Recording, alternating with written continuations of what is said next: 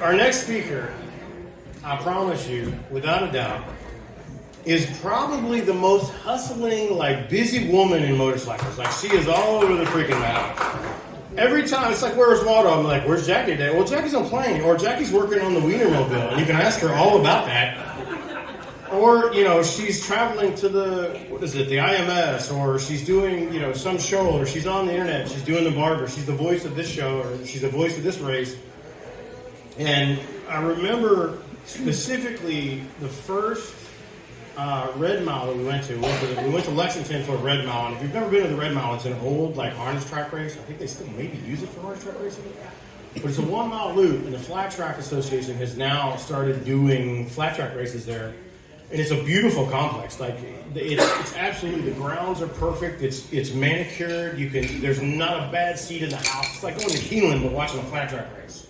And all the top stars are there. And the first time we get there, there's a group of 6 of us that come up from Louisville, and we're trotting through the stands, and we're like, oh look, here comes Miss Jacqui. And here comes Jacqui, and she's got, kind of like today, she's got her business suit on, and she's got her handkerchief, and she's got her driver's cap on, and she's all business, and she's, running down the thing. And we stop her.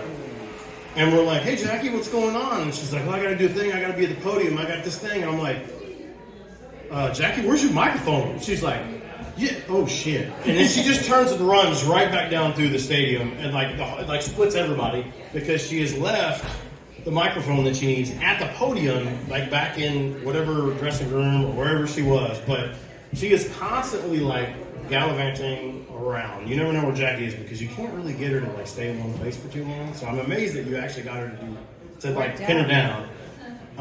So, ladies and gentlemen, Miss Jacqui Van Ham.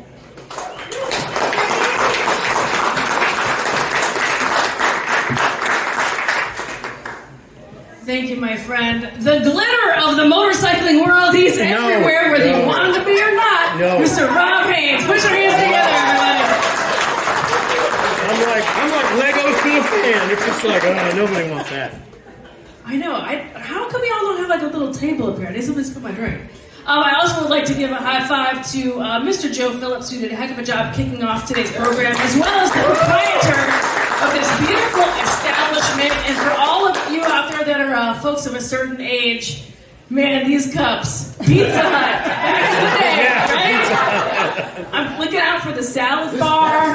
Remember when they had a salad bar? You get spaghetti, Pizza Hut. Man, what happened? So much crying. So when they asked me to be a part of this, because I do talk about motorcycles all the fucking time, I of course had to say yes. I of course had to jump in for the opportunity to talk about motorcycles yet again. I'm always talking bikes. When I got here, I kind of was thinking about telling a story about the first time I rode motorcycles, because this is a show about your firsts, right?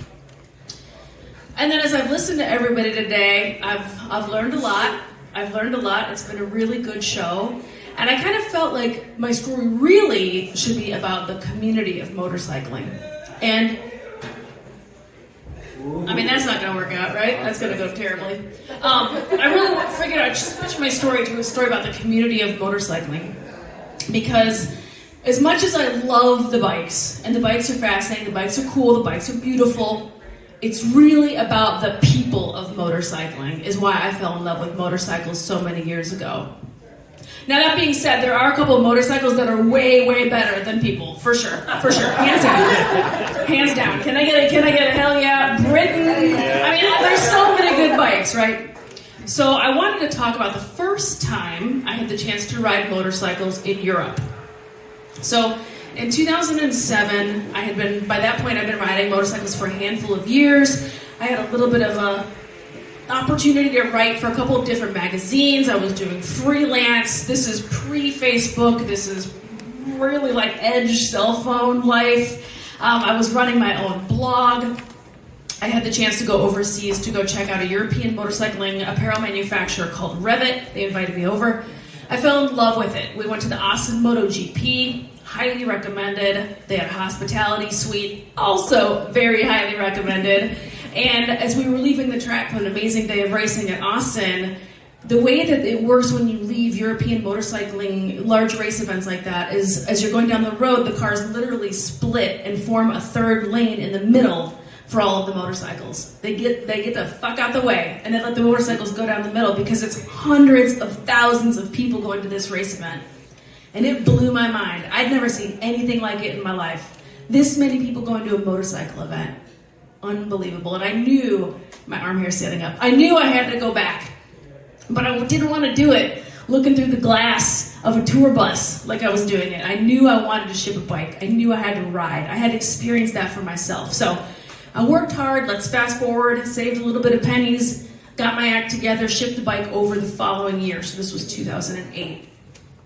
I ended up arriving in Europe. I shipped the bike over. I followed behind it on an airplane. I landed in Germany. This is towards the end of June. The way that I like to travel when I'm traveling and riding anywhere is if you pack your gear in your luggage, you run out of room real fast because all of your gear is super bulky, right? So whenever I travel by plane anywhere to ride motorcycles, I wear it on the plane in order to save room. This is full tilt leathers and a helmet on a plane to land in Germany after many delays. It was like a 24-hour day of travel, no exaggeration. Like, it was terrible. I felt like a crackhead. I was so worn out. I was so exhausted. I was like losing my marbles, going through a couple of different series of customs in foreign countries. I pop outside of the airport in Frankfurt. It's 80 degrees. They're in the middle of a heat wave. I'm in black leathers after flying 24 hours. So now I gotta figure out where my bike is. Now I gotta figure out where I'm gonna pick this thing up. So I track it down, I find it in my really broken, shitty German. I ask where my bike is. They send me to where it needs to go. I get there, it's this whole other ordeal. There's buses involved. Like, it is very, very complicated. I get there and they tell me, oh yeah, your motorcycle's here, but we're gonna need 200 more euros for you to get it out. And I had made an agreement on this side of the pond that, like, this is all I paid, you go, you get it, and you go ride. And I was there on a shoestring budget, yo. I was broke as could be. I'd been waiting tables in order to go take myself over there. I didn't go with some big bankroll, so 200 euros was heartbreaking to me. So I reached out to the company that I had bought my insurance from, called Knopf Tours. Stefan very kindly answered the phone, and I explained what had happened. And he was like, hang on, I'll be there in about an hour. And this gentleman who I've never met, who all I did was buy my insurance card from to ride Europe, got in his car, drove up, met me at the airport, met me at the place where it had been shipped to, walked in, and because it was like a customs type situation, and he ships motorcycles all the time, they know each other. And in German, they're like, oh, how's your kids? How's your family? Everything's great. Clunk, clunk, papers on my, stamp on my paperwork. Here's your bike. Get the fuck out. I'm like, yes! Stefan to the rescue. From that point, I rode to his compound, literally drank a beer and face planted into a bed, slept for like 12 hours, got myself like a little bit more situated, and knew I had to get underway to go to my first event. My first event was going back to Assen to go to the MotoGP that weekend. So I got on the interstate, rode up there, took myself up there, solo trip, doing my thing. Oh my God, Autobahn, can't believe it. 40-year-old bike, mind blown. Total epic, beginning of a trip. I get to Assen, I park my motorcycle. I totally bullshit my way into this place. I had made fake credentials for myself with my photo on it, like just scandalous. I mean, they wouldn't fly anymore, but in the Wayback Machine, you could get away with this. And I just would show up and speak really loudly in English and just be like, I am press. I am media. I am press. I need to go in. I need to park here. And they just were like, oh God, like just let this crazy bitch in. And so I bullshitted my way up to this killer parking spot, like right in the front. I bullshit my way into the paddock. I am at MotoGP. I am like walking around, meeting teams, just incredible, mind-blowing, have a great time. Again, it is still like 80 degrees out, heat wave in Europe. I am in top to tails, black leathers, hot, sweaty, great race, great day. I come outside after the race event, I go to where I had parked my bike. Can't find my bike. Can't find my bike. The worst thing that I thought ever could happen was happening to me right now. My bike was stolen. And somebody had told me before I left, a bunch of Americans, who by the way had never been to Europe, were like, you gotta take locks, you gotta bring all sorts of stuff, your shit's gonna get stolen, you're gonna go to Amsterdam? That place is full of thieves and pickpockets, your motorcycle's gonna be gone, sister. So, I packed a lock and everything. And I just was like, oh my God, panic. Just hit panic, wandering around the park, finding anybody official, aka the people that I just got done bullshitting and let my way into the track. Found all these people. Meine Motorrad sind vermissen! My motorcycle is missing! Meine Motorrad! No! Like, tears, sobbed, just losing it. They just don't know what to do with me. In this gear, again, carrying a helmet, a backpack, full tilt leathers, I walked the entire perimeter of the Assen track looking for this motorcycle. Can't find it. I finally get back to where, for like the third time, I walk back to the place where I swore I had parked this bike. And I realize there's a bunch of people crowded around something. And that's why I didn't see anything. Because there was people crowded around my motorcycle that was still there and had been there the entire time. And they were crowded around it because they were taking pictures of it. Because in Europe, because of emissions laws, vintage motorcycles you very, very rarely see out on the road. Because I shipped it from America, who cares? So they had never seen, seeing this bike, seeing this old bike, 1972 BMW R75/5 Toaster, by the way. They had not seen this motorcycle. The Toaster also was not very popular in Europe in the 1970s. Most of them got shipped to the US. So this was a rare-ish bike to see in Germany. Also a 40-year-old bike. And with Kentucky historical plates on it. And this little sweaty lady is coming over, walking over to get on it, with like tears running down her face, and people are crowded around taking pictures of it. Like completely bananas. So people come over, a handful of people that were there, they see me getting on the bike, they see me put my shit on it, they realize like, oh, like this belongs to this crazy female with the historical plates. And they ask me, why are you here? Where's your husband? And I'm like, no, it's just me. Like I'm riding this bike. Wow, you must be kind of crazy. Which, yes, sure. And I was on such a tight budget, I knew that there was gonna have to be some sort of like camping element to my trip. Because there's no way you could afford hotels, not for any duration. Never mind that I literally had never camped a day in my life. Never mind that I had never camped on my motorcycle. Never mind that I didn't even have gear to go camping. I was like, somehow or another, I'm like going to sleep out in nature, I guess, and somehow figure this out. So what I decided to do instead is, because I had so many people just in that moment approach me and want to hear the story and like, why are you here? And like, how did you get here? Their minds were blown. And I was like, I'm here writing stories about riding motorcycles in Europe for my blog and for a couple of magazines, which was true, by the way. That part wasn't bullshit.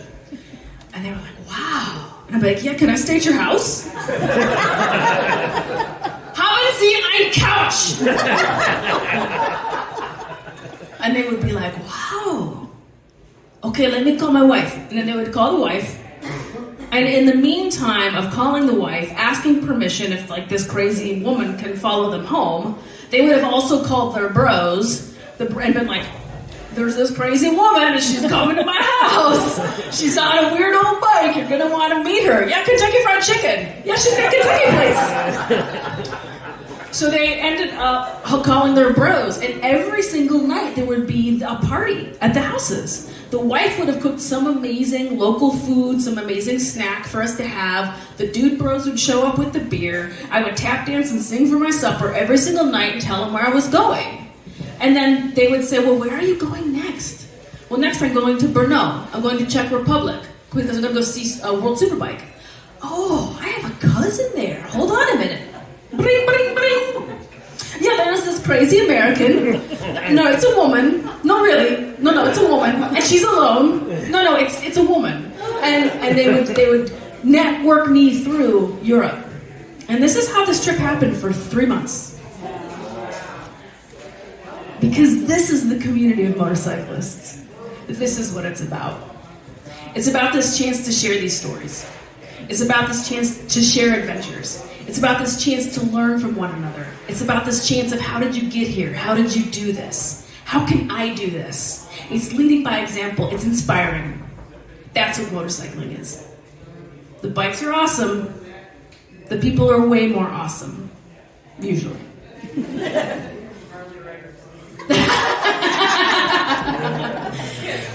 But that's the point of my story, is that again a little bit of a love letter to the community of motorcycling. I did genuinely manage to stay overseas for 3 months on that trip.